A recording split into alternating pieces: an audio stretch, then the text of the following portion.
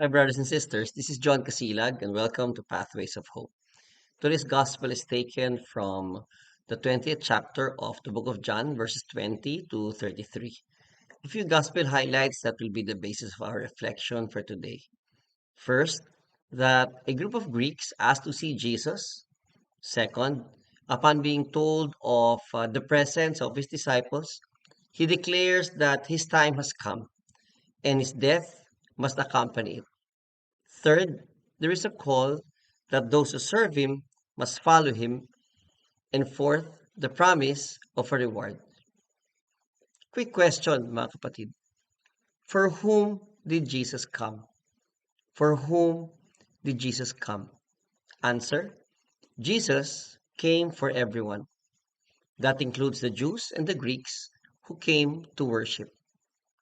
In Jesus' acknowledgement of the Greeks and the significance of their arrival just before his passion, he affirms that not only did he come for the chosen people, the Jews, but more especially, he also came for those Gentiles for whom salvation has now become available.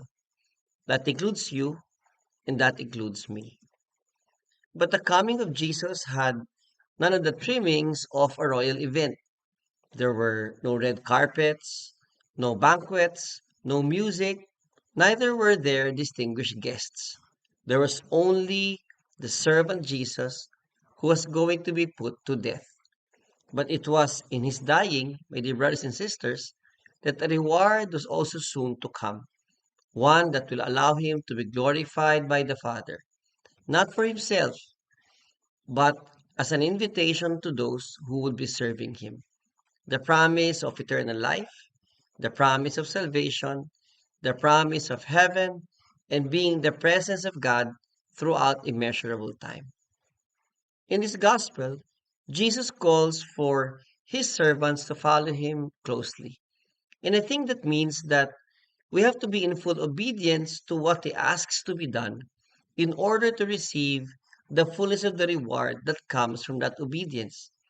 Jesus says, and I quote, "Whoever serves me must follow me, and where I am, there also will my servant be. The Father will honor whoever serves me." End of quote. To follow Jesus, brothers and sisters, is to follow the man whom God the Father has sent into the world. To follow Jesus is to be where he is, among the people that God once served and saved. To follow Jesus is to step away from the trimmings and temptations of a materialistic world. But in return, to follow Jesus also means that we can receive the reward of everlasting life. Follow Jesus, brothers and sisters, today and in the days to come. Follow him because it's the best decision that you and I can make with our lives. Know that our hearts truly desire Jesus. And when we make that desire known, when we come to the Lord in prayer, asking for grace in the Spirit of the Lord, he will empower us to love beyond measure. God bless you, kapatid. Know that God thinks about you and loves you always. And if you're blessed today, do like and share this page so that many more may hear about this great, great, great love of God. Have a blessed week ahead.